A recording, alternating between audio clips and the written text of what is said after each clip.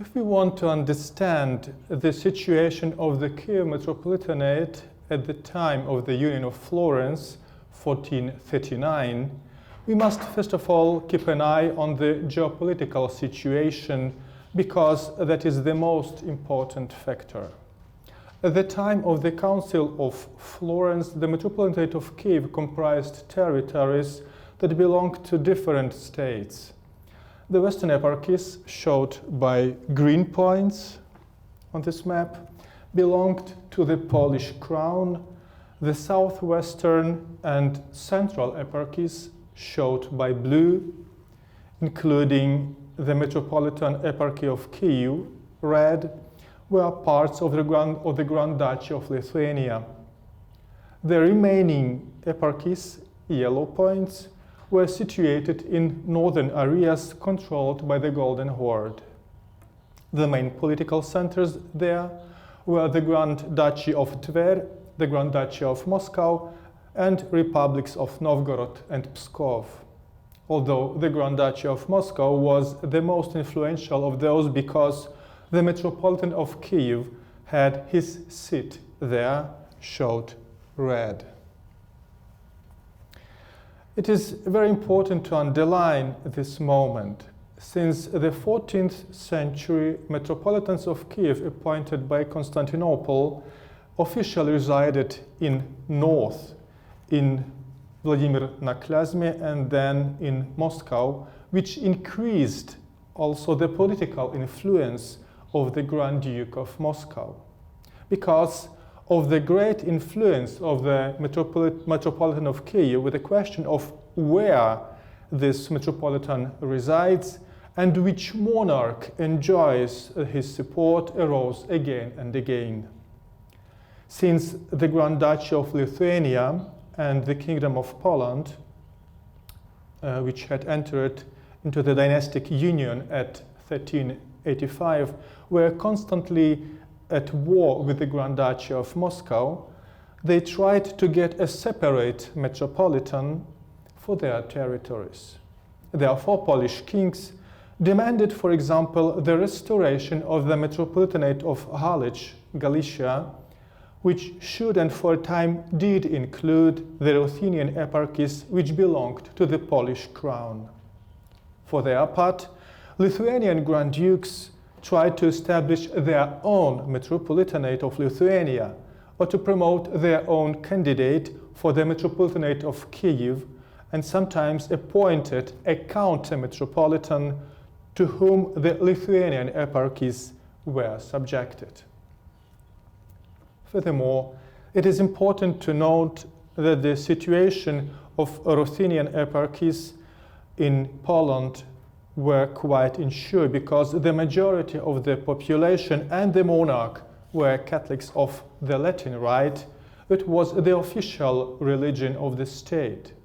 All other religions were only tolerated, which expressed itself in all kinds of limitations, up to the expropriation of the estates of the Ruthenian Metropolitanate of Halych, which were given as provision to the Latin Metropolitanate of Halych with its seat in Lviv. The situation was quite different in the Grand Duchy of Lithuania, where the majority of the population consisted of Eastern Christians, although the Grand Dukes, at least since the dynastic union with Poland, had also to be Latins. For the noblemen who belonged to the Latin Church, special privileges were created in Lithuania after the dynastic union with Poland, from which the representatives of the nobility of the Greek religion couldn't benefit. As a result, the Ruthenian nobles who belonged to the Greek religion supported Svidrigaila as a candidate for the Grand Duke of Lithuania. Only in 1434, 5 years before the Florentine Union, it was possible to break their opposition due to a number of privileges in which the King Jagiello and Grand Duke Sigismund Kęstutis equated the Ruthenians in their rights with the Latin nobles, although the access to state offices wasn't explicitly mentioned. In the northern areas of Rus, on the other hand, both the population and the rulers were of Greek faith.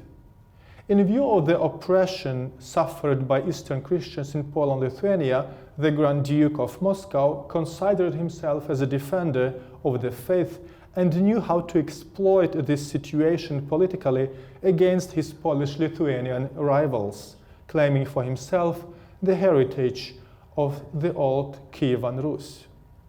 Again and again, the defense of the faith was one of the pretexts for the attacks on Lithuanian territory, and one of the pretexts also for those princes who wanted to change their suzerainty from Lithuania to Moscow, often with the territories of their principalities. Because of it, the Latins of Poland-Lithuania regarded their fellow citizens of Greek religion as potential traitors, which motivated them to convert all Ruthenians as quickly as possible to the Latin faith. The game rules changed after the Union of Florence concluded 1439. In the Kingdom of Poland, King Władysław III was favorable to the Union and the Council of Florence. This attitude was reinforced by his election as King of Hungary in March 1440. Therefore, in Krakow and Lviv, the Metropolitan of Kyiv, Isidore, proclaimed the union freely and even celebrated in the Latin cathedrals. The situation was different in the Grand Duchy of Lithuania, where the power of the Grand Duke was limited by the claims of other representatives of the ruling Gediminid dynasty and numerous influential princes of the old dynasty of the Rurikids, who ruled in their sub-principalities as full-fledged lords. Therefore, the success of the implementation of the Union in these areas was dependent not only on the position of the Grand Duke, but also very much on the position of the respective prince. In such situation, the position of the Latin bishops was also much more independent. Therefore, Isidore could not announce the union here in Vilnius because of the opposition of the Latin bishop, who supported the anti-council of Basel, and therefore did not recognize the Council of Florence, nor its decrees, including the union with the Greeks.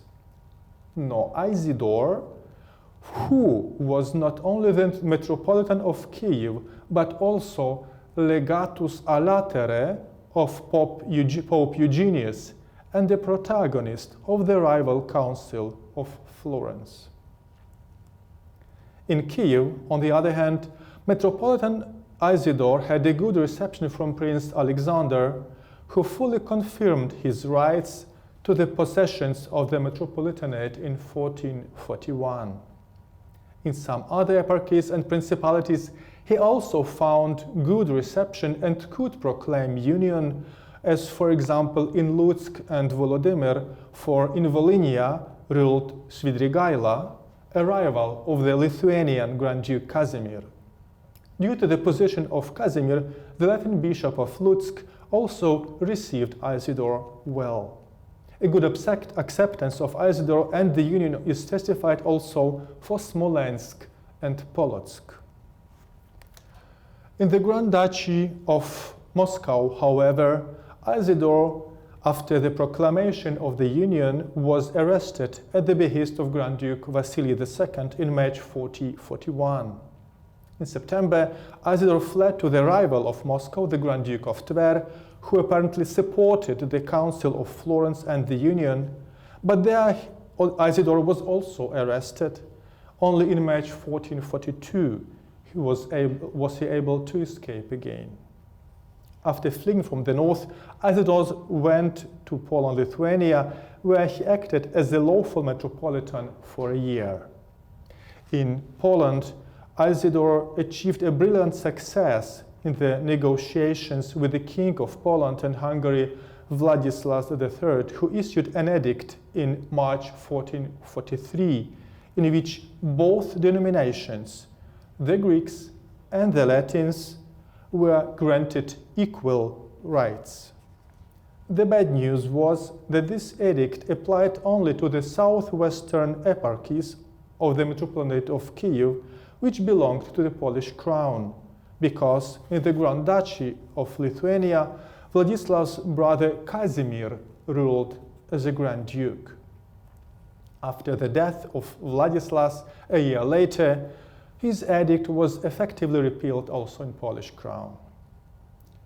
In Lithuanian, Latin bishops who had greater leeway due to the numerous constituent principalities in which the Grand Duke's authority was limited, aligned themselves in the meantime with the anti-council of Basel.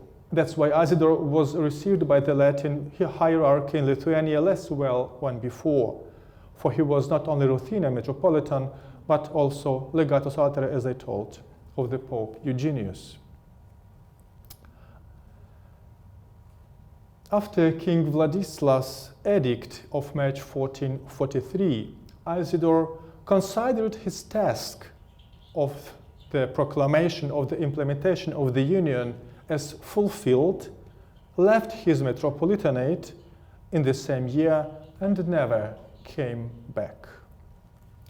Due to this, the metropolitanate of Kyiv was without metropolitan residing there for 5 years till 1448, as at the request of the Grand Duke of Moscow, Bishop Jonah of Ryazan was elected as a counter-metropolitan of Kyiv and all Rus by bishops under the influence of Moscow, while the Florentine Union and Isidore as its supporter were condemned.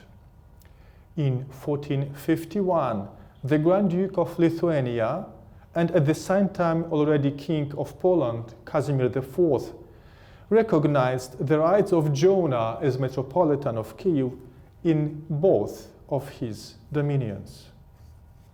Meanwhile, the legitimate Metropolitan Isidore was busy with the fate of his homeland, threatened by the Turks. In 1452, he came to Constantinople to promulgate the Union, was very active in the defense of the city, and was the eyewitness of its fall, 1453, which also meant the end of the Byzantine Empire. After that, Isidore returned to Rome. Only 1458, 10 years after the election of Jonah, and 7 years after his recognition as Metropolitan of Kyiv, also here in Poland, Lithuania, Pope Pius II, in consultation with Isidore, divided Kyiv Metropolitanate. The northern areas, under the influence of Moscow, were separated from the southern eparchies located in Poland, Lithuania. For the latter, Isidore's associate Gregory the Bulgarian was appointed as Metropolitan.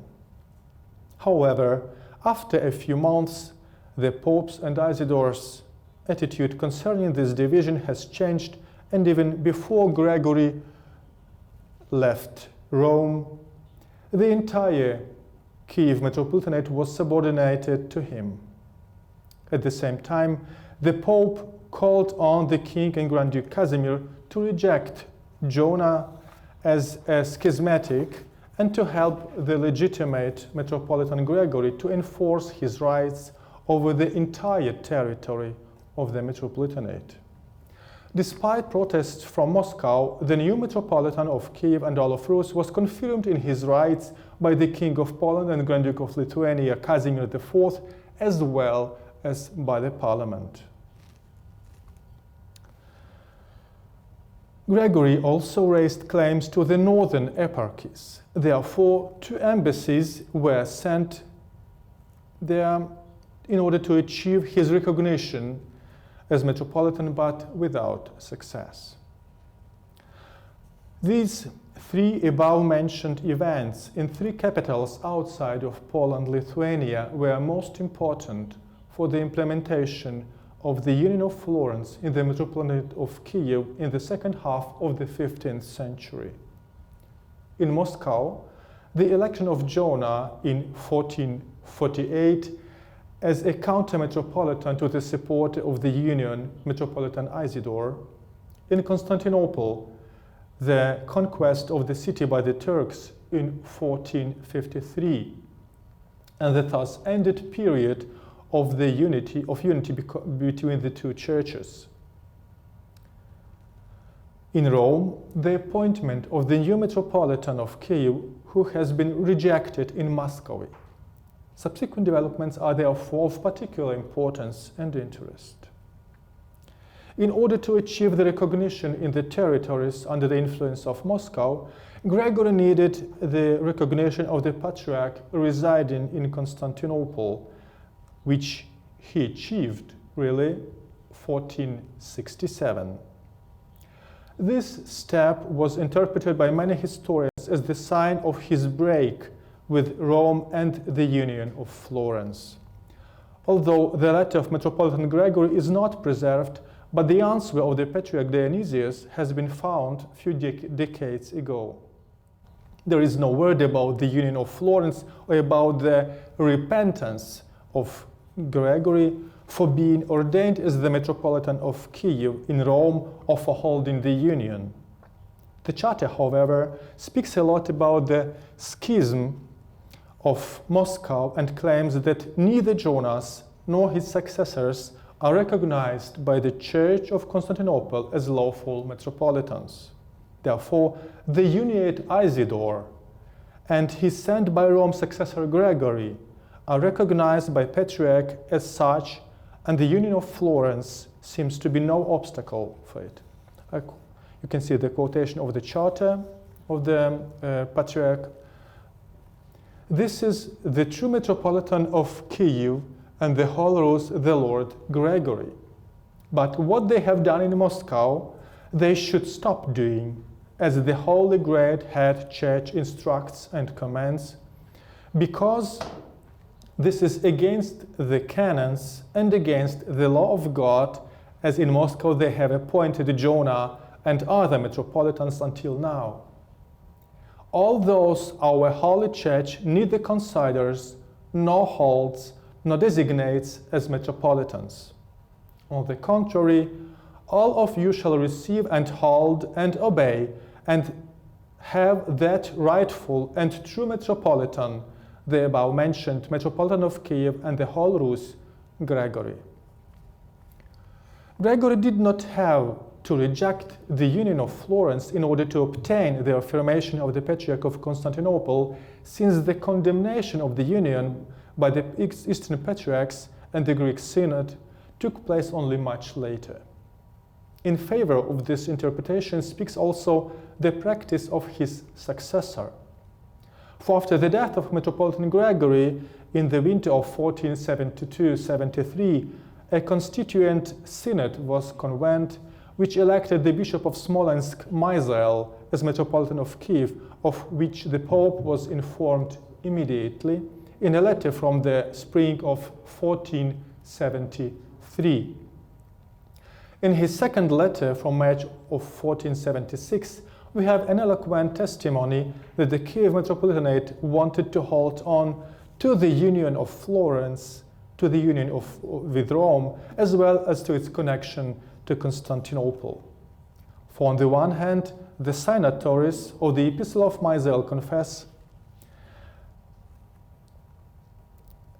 "For we all believe and confess that you are the most holy shepherd and the universal first elder for all the holy fathers and the supreme father for the Orthodox patriarchs."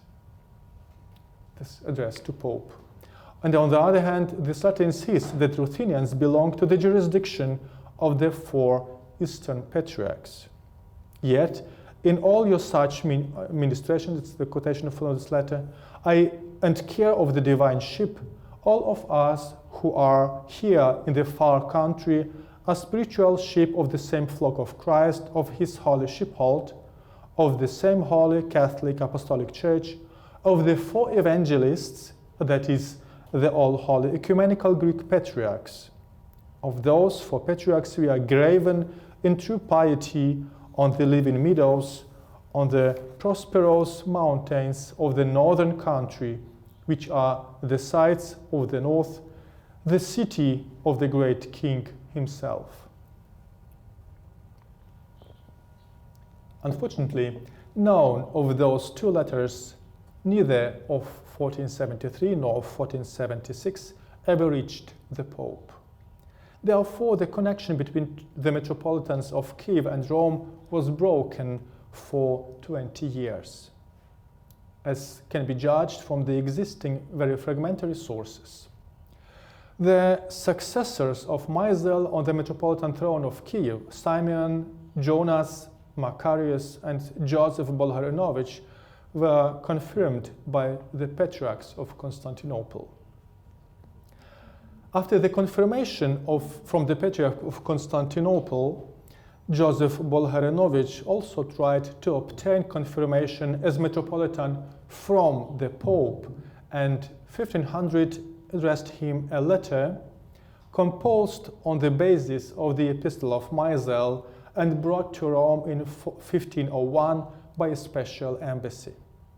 In this letter, he recognizes the Pope as the head of the Universal Church and professes the Union of Florence. I quote,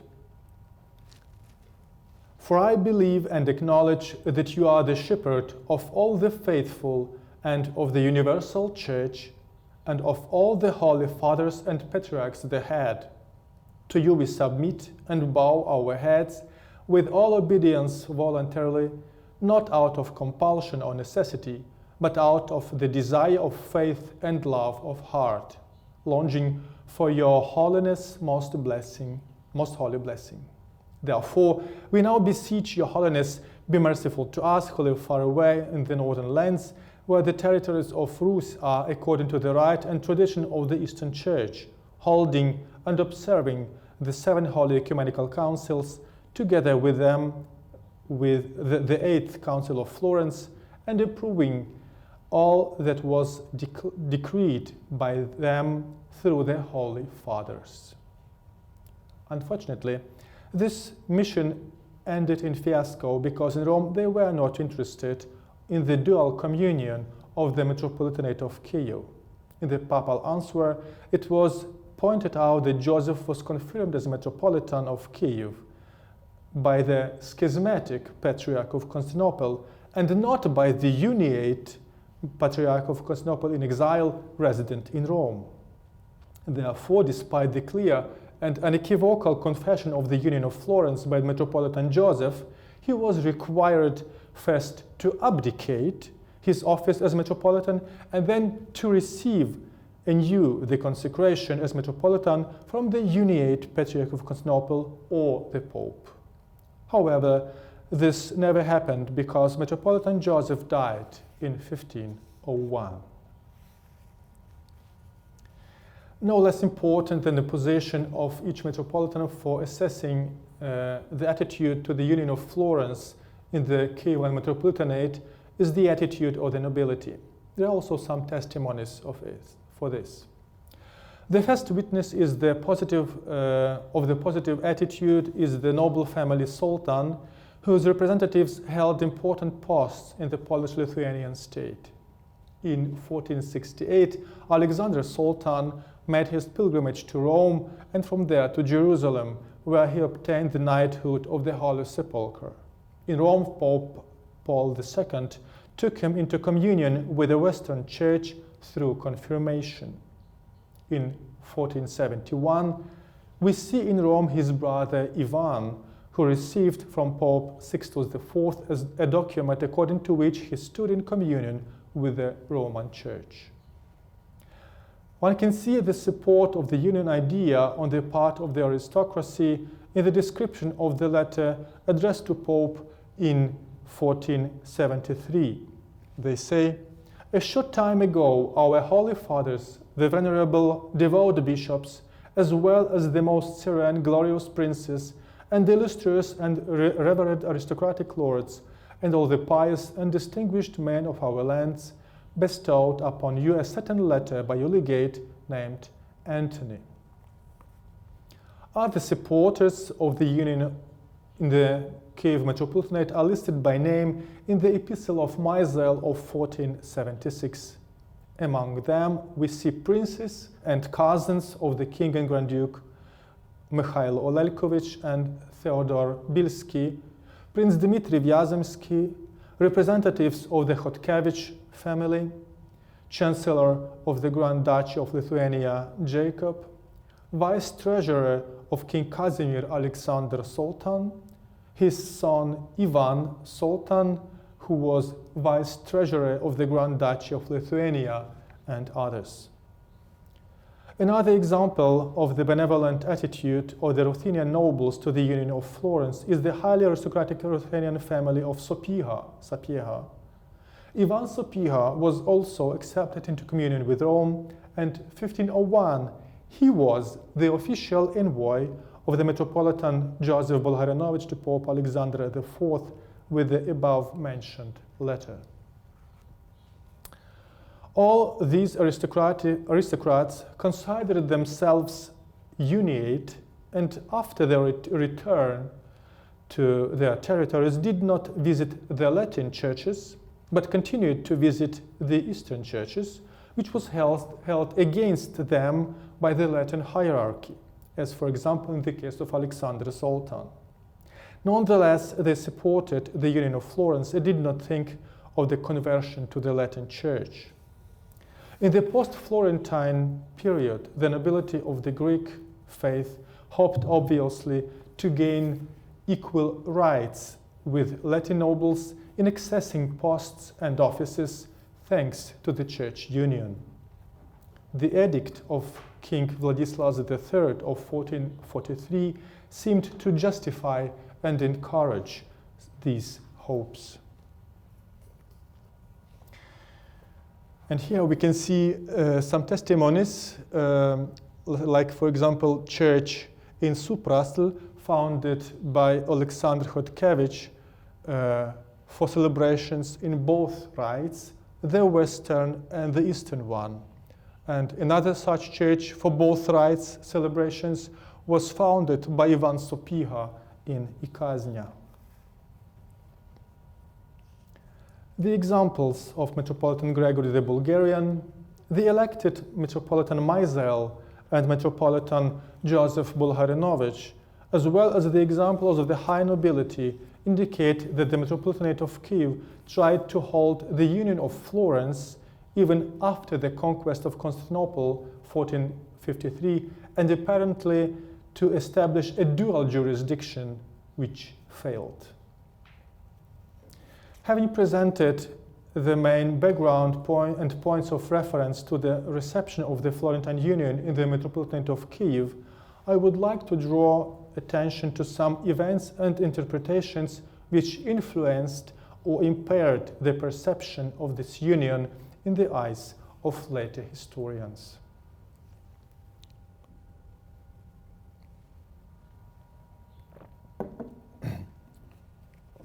First and foremost, it is necessary to name the Union of Brest of 1596, which contributed the most to the misinterpretation of the Union of Florence in later historiography. The fact that the Union of Florence was and still is overshadowed by the Union of Brest should not come as a surprise. There are several reasons for it. First, by the conclusion of the Union of Brest, they called upon the Union of Florence and claimed merely to reenact and to implement it. Second, the documents of the post-Florentine period, like the Epistle of Misael of 1476, edited by Hypatius Poti, 1605 here in Vilnius, have been used by the protagonists of the Union of Brest in the polemical literature as an important argument for the justification of their step. Third, in course of polemic, the protagonists of the Union of Brest ascribed to their predecessors, like Maisel, the same mindset as they had. This all linked in the eyes of the later historians the documents and the events of post-Florentine period with those of the post-Brest period, and brought them to interpret the first in the light of the latter. That is why it's important to point out the most important elements that distinguish these two unions from each other. First, the Council of Ferrara-Florence was preceded by a long period of negotiations and preparations concerning the church union, of which the people of both churches were well informed. The preparation of the Union of Brest, however, happened in secret, with the public excluded.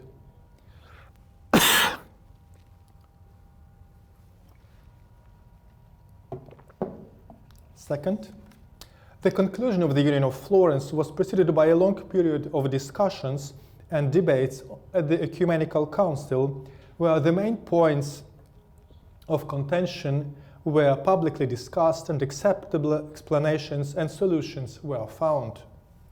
The conclusion of the Union of Brest was preceded by a discussion and preparation of Union articles within the Synod of the Metropolitanate of Kyiv and secret negotiations with the highest ranking persons in the Polish-Lithuanian state and the Latin hierarchy. Third, the Union of Florence was concluded at an ecumenical council acknowledged as such by both sides, of which the whole body of the Eastern Church was present, with the emperor presiding and all the patriarchs or their representatives attending. By contrast, at the end of the 16th century, the decision of the union with Rome was made by the hierarchy of only one local church province, Metropolitanate of Kyiv. The whole body of the Eastern Church did not participate in this decision.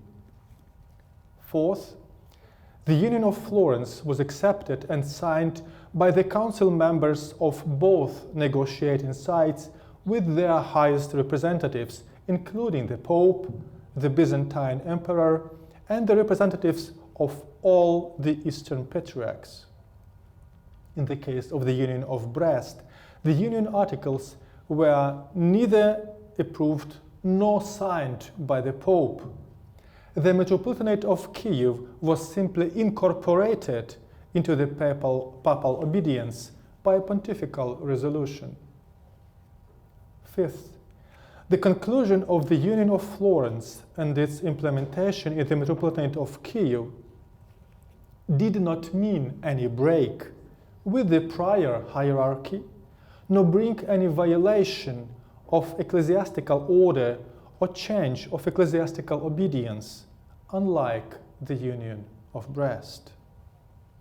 In brief, we can say that for a short time, the Union of Florence created unique conditions in which the unity of the Metropolitanate of Kyiv with the Western Church did not contradict its affiliation with the Patriarchate of Constantinople, in contrast to the Union of Brest, so that the Metropolitan of Kyiv, who was under the obedience of the Patriarch of Constantinople, had to be at the same time in union with the Pope.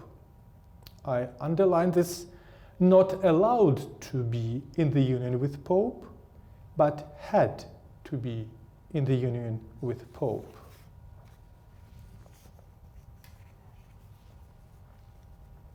After the conquest of Constantinople, the hierarchs of the Metropolitanate of Kyiv tried to link their obedience to the Patriarch of Constantinople with holding to the Union of Florence, which ultimately failed. This dual affiliation was important for their survival, as they were in a country under the Latin rule. So both the clergy and the nobles expected from their adherents to the Union of Florence equality with the Latins, for they were disadvantaged in their rights as followers of a heretic religion. On the other hand, it was of the utmost importance for them to maintain their relationship with the Patriarch of Constantinople in the face of the claims and accusations made by the counter-metropolitan and the Grand Duke in Moscow.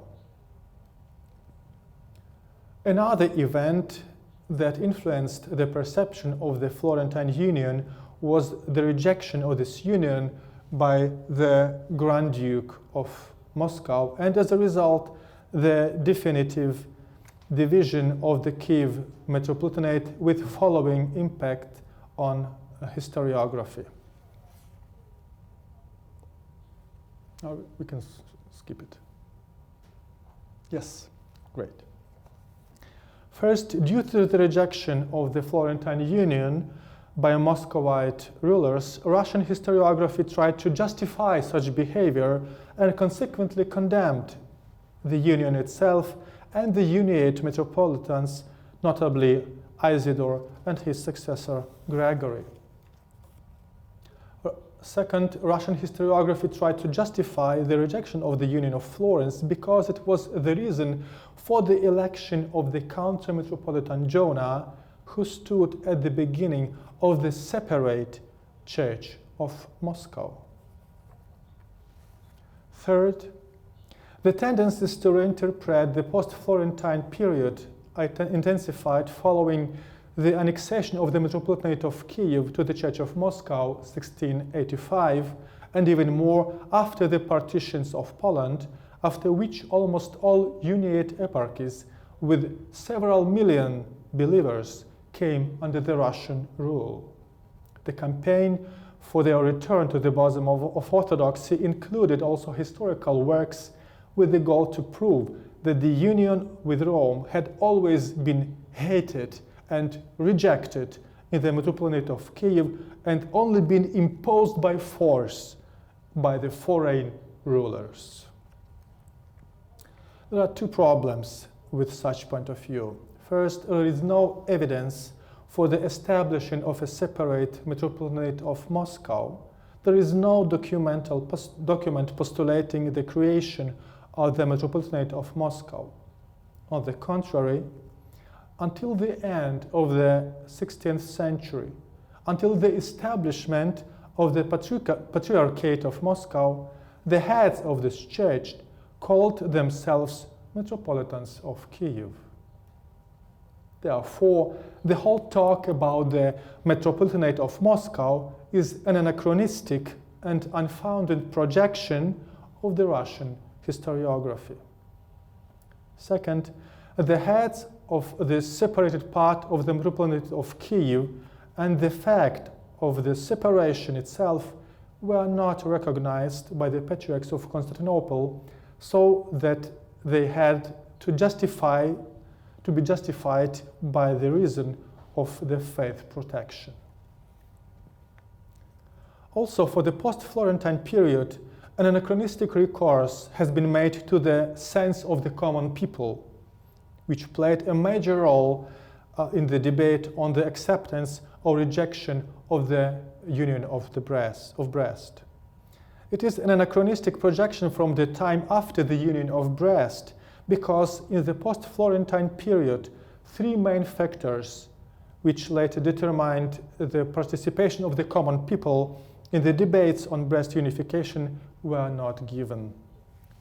First, in the 15th century, there were no widespread Ruthenian church brotherhoods yet. They did not exist until the 16th century, when they largely determined the opinion of the faithful of the Greek religion on the issue of the Union of Brest. Second, there were no Cossacks yet. They emerged around the end of the 15th century and took position against the Union of Brest, which was in many cases decisive. And third, there was not yet the widespread printing in Poland-Lithuania, which favored the spread of polemical literature and had a great influence on the opinion forming and positioning of the common people after the Union of Brest. It is therefore misleading to refer to the position or opinion of the people as a criterion for the adoption or rejection of the Union, or to use it as an argument in the debate on the reception of the Florentine Union in the metropolitanate of Kyiv in the 15th century, and to oppose it to that of the pro-unionistic hierarchy. The church folk, which was mostly congruent with the respective people in the ethnic sense for the Christian countries, therefore played no determining role, because decisive for the reception or rejection of the Union of Florence was, above all, the attitude of the respective monarch, of the higher nobility, and the higher clergy, as we have seen. Another problem is the polemical background of the historiographical tradition in the Russian Empire due to the existence of the Uniates. That's why, first, Russian, Ukrainian, and Belarusian historiography and theology of the entire 19th century was determined by the polemical anti-unionist spirit because of the existence of the Uniates in the Russian Empire until the final liquidation of the last Uniate eparchy in 1875. Second, since one of the guiding ideas of the Russian Empire was that Ukrainian people does not exist, but it is a part of the triple Russian people consisting of Russians, Ukrainians, and Belarusians, both unions, that of Florence and that of Brest, were considered and presented as a betrayal of this triple nation. Third, this tendency was compounded in the ideologically determined historiography of the Soviet Union, in which the Union of Brest, and thus also that of Florence, was unequivocally condemned as a betrayal of the unity of the three fraternal nations, respectively, as a mean of class struggle and oppression. Fourth, following to previous historiographical tradition, many Russian, Ukrainian, and Belarusian historians deny the positive reception of the Union of Florence in Poland-Lithuanian Commonwealth until today. Many of them did not deal critically with the previous historiography, but adopted these often polemically conditioned assessments of the post-Florentine period, partly also because of the above-mentioned overshadowing by the Union of Brest. Another aspect that distorts the image of the Florentine Union in its historiography is the anachronistic use of the terms Orthodox and Catholic with regard to the Eastern and the Western churches and their representatives.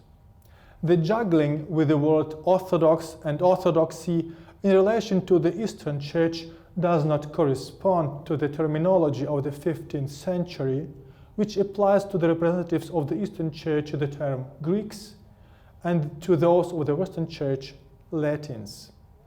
Of course, these designations meant, first of all, the right of both churches in which their own identity was most clearly expressed and which was not touched by the Union. For the Greeks after the Florentine Union differed in nothing from the Greeks before the Union. The use of the terms Catholics and Orthodox instead of Latins and Greeks for the strict circumstances of the 15th century is a projection from the time after confessionalization of the 17th century and distorts our view of the religious language and perception of that epoch. Another associated anachronism is the opinion that the respective secular ruler had no right to interfere in the spiritual affairs. The separation of church and state is a modern phenomenon that did not exist before. So it should not be surprising that the Polish kings, as well as the Grand Dukes of Lithuania and those of Moscow, interfered in church affairs. Thank you.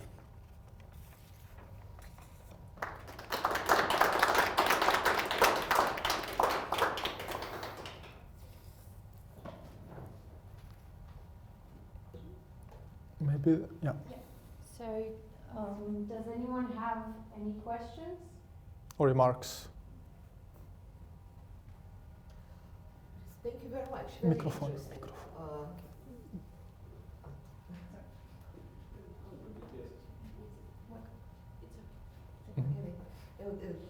They say you can see, you can hear. Yes, it's very interesting, and actually, for me, it's kind of a surprise because I'm not a specialist of the topic. But how you show that Brest Union overshadowed Florentine and was kind of combined with understanding.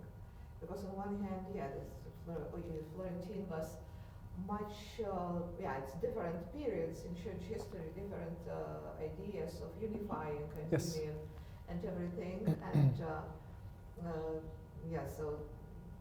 but if, and conclusion is very interesting, as you put that it's, so is there any hope for development? And now especially that, in Greek Catholic version of Union or whatever, we have national church.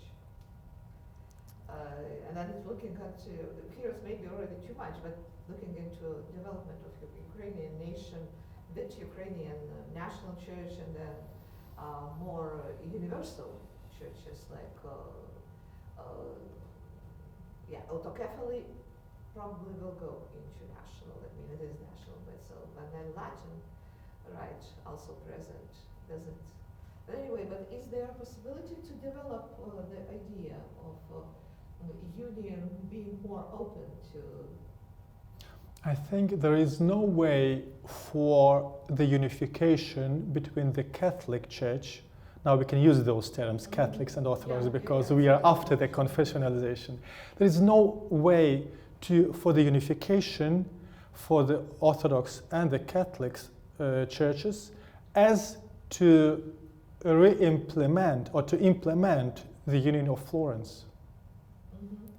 Because of the most important factor. For the Greeks, for the Orthodox, the decisive moment was the presence of the Byzantine Empire presiding the Ecumenical Council. Since the fall of Constantinople, 1453, there is no Byzantine emperor. So the last Byzantine emperor, the last council he was presiding and acknowledged as an ecumenical council was that of Florence. So the only way to unite both churches or to make a bridge between them is the Union of Florence, which has to be reread and implemented like this. That's why it is so important. Thank you very much. Thank you. It's very interesting. Thank you. I have a question, perhaps. Why did that tradition of Union of Florence stop at 1501? Was it the main factor was the position of the Latins, just in that case of Metropolitan Joseph, which made Ruthenians bewildered? The problem was on both sides.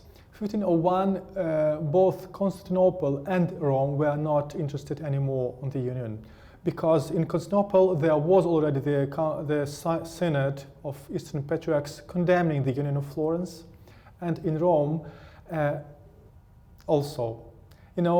Even before 1501, in the time of Metropolitan Misael, The problem why Meisel did not have any success was that Rome did not look to the Ruthenians of Poland-Lithuania because they were already under the Latin rule.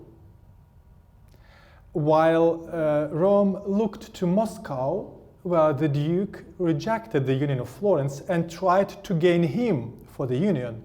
That's why the marriage of the niece of the last Byzantine emperor was organized by Pope Sixtus IV, Sophia Palaiologina, and in hope that she will convert him to the Union of Florence. And the Papal legate Anthony Bonumbre, to whom the Synod of Lithuanian Metropolitanate, who elected Meisel, gave the letter to the Pope, did not bring the letter to the Pope because this had no meaning for him. His task was to gain Muscovites. He didn't achieve any success. He didn't get any success. So those Ruthenians here were not important. I tell you more, even in the time of the Metropolitan Gregory, who died 1472 or 73, Ruthenians were not regarded as united by Rome, because exactly at that time we see in Rome Alexander Sultan, who was regarded as schismatic and took into the union with the Roman Church through the confirmation, though the head of the Kievan Metropolitanate, Metropolitan Gregory, was consecrated and sent by Rome. Prospectus. Yeah, yeah. It still plays. Yeah.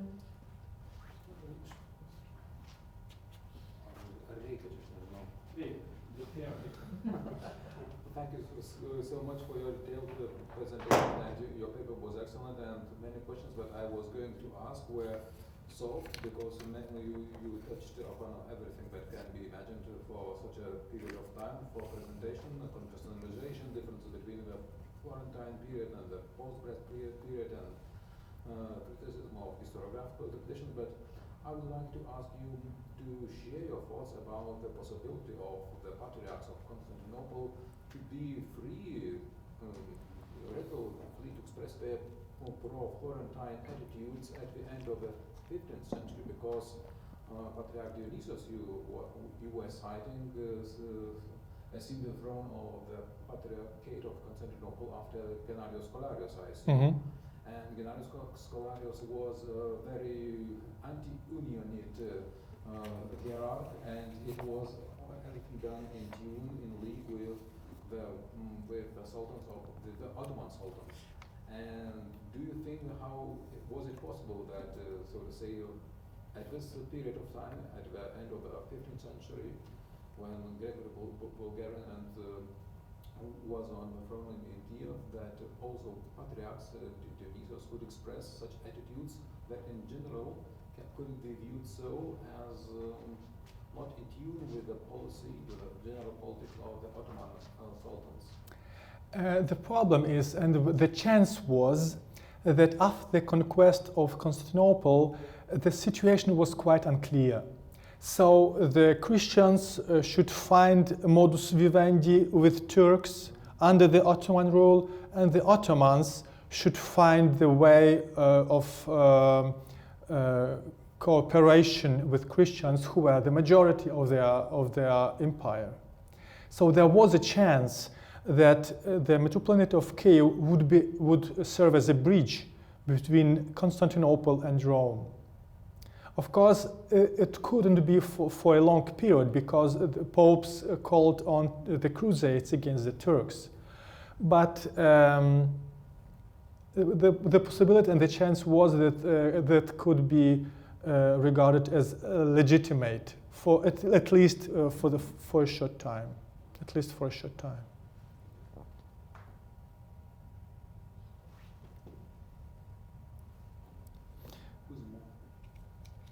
maybe we can return to the presentation and take a look on the illustrations, because they are chosen not just from the big yeah. I have chosen as the cover of my presentation a fragment from the Лицевой свод, the facial chronicle of the 16th century, where we can see Bishop Meisel, the later elected metropolitan of Kyiv, collecting the miraculous icon of Mother of God in the year 1454 in Moscow, which is being given to him by the Metropolitan Jonah, a counter-metropolitan. Behind Jonah we can see the Duke Vasily II. The, how do they say it, irony of this situation is that both represent two different tendencies. While Meisel stands for the pro-unionist, on the pro-union side, Jonah is his contrary. But the best thing, Meisel was consecrated as bishop by Jonah. So the thing I didn't say because it was too short time, but I already told about this in an article. For me, why the reason for electing Meisel as Metropolitan of Kyiv was the hope to reintegrate also the northern territories, because exactly of this event, because Meisel was very well known in Moscow. He was consecrated by Jonah, and thus his election as metropolitan, by this election, the Ruthenians of Grand Duchy of Lithuania showed to the Moscows that the charter of Patriarch Dionysius, calling the metropolitans of residing in Moscow as non-metropolitans, is neglected, is put aside, and they recognize Jonah as a metropolitan by the fact that they now choose Meisel as metropolitan. And the second thing is that the Grand Duke of Moscow, to the time of the election, was already in the age and was present at the time when Meisel went to Moscow to collect this icon. So there was a hope to reintegrate also the northern eparchies under one metropolitan of Kyiv. It's not, yeah. Yeah, go. Yeah. Here we can see our coats of arms of Polish Kingdom, of Grand Duchy of Lithuania, and this is interesting. There was no coat of arms in the Grand Duchy of Moscow as a state coat of arms. It was just coat of arms of the respective Grand Duke. And here we can see the coat of arms of the Grand Duke Vasily II from his seal. On the next slide, we can see the Union Bull, the Union of Florence of 1429. Then it's a live portrait of Isidore as Cardinal, of an unknown author. It's King Vladislaus III from his seal, and Pope Anti-Pope Felix V, who was elected as anti-pope just to the end, at the moment when the Union of Florence has been signed. That's why such great opposition of the Latin bishops here in Lithuania, because there was already an anti-pope and another pope and another council to which they adhered. Yeah. And here we can see also the portrait, or later portrait, of Grand Duke of Moscow Vasily II from Tsarski Titularnik of 1672, and Metropolitan Jonah, it's a altar cloth of the Dormition Cathedral of Moscow of middle of 16th century. It means right after his canonization. A portrait of Grand Duke Casimir IV of 1447. It's a 17th century copy.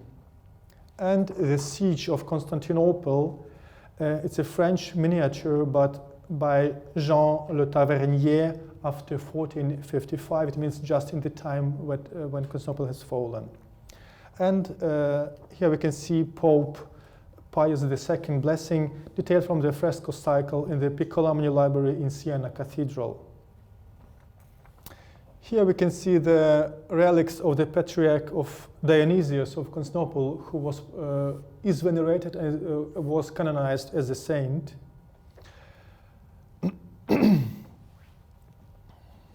And it is here, it's the part of a fragment of a copy of the confirmation charter of the Patriarch of Constantinople to the Metropolitan Jonah of Kyiv of 1492.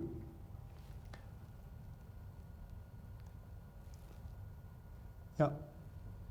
And here we can see Littere Josephi Kiovensis Totiusque Russiae Metropolita. This is a fragment of the Latin translation of the letter of Metropolitan Joseph in the manuscript of Erasmus Zolek of 1501. Erasmus Zolek was the ambassador of the Grand Duke Alexander, Grand Duke Alexander. The reason why it was important for the Grand Duke, so that he sent his ambassador along with the ambassador of the Metropolitan, Ivan Sopiha, was the question of his wife Yelena, who was Muscovite of the Eastern Rite. And the question of whether she can stay Orthodox was very, very dangerous, and there were many disputes about this. So if Joseph would get the papal confirmation, there won't be any problem with it anymore.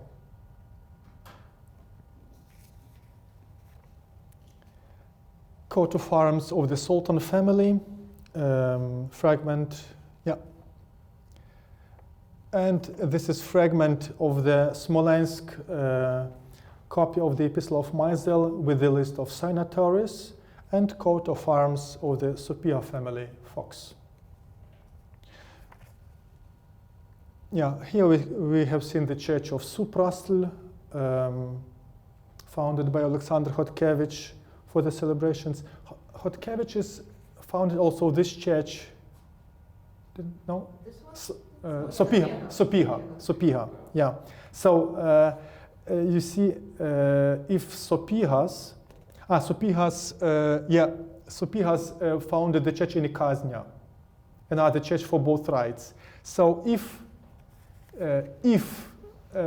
this project would be realized, it is highly probable that this church would have been founded as an Eastern church, or the church for both rites. But it's monastery church. Yes, Yeah, yes. The cloister. But just like that in Suprasl, it's also a monastery church. But men. Yeah. And Yeah. But it's a nunnery, yeah. yeah. And cloistered nunnery. Yes. But it's the same logic. Both rites, monastery church. Yes, next one is, this is the Union of Brest, not union, false, articles proposed by the Ruthenian bishops to enter the union with Rome. And this is Poselstwo do Papieża. This is the Polish translation of the Epistle of Maisel, edited here in Vilnius in 1605 by Metropolitan Hypatius Poti. His portrait. And here we can see the illustration of the Union of Council of Florence by the Nuremberg Chronicle, and the Church of Brest of the later gravure.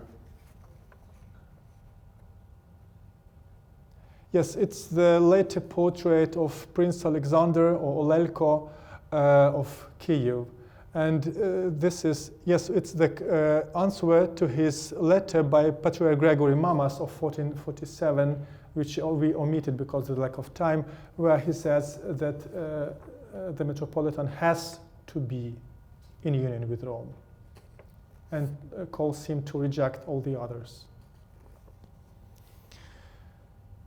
Yeah, it's also an illustration from the Лицевой свод, the facial chronicle of the 16th century. And the next one is consecration of Theodosius as Metropolitan of Kyiv in Moscow. And allegory of the first partition of Poland.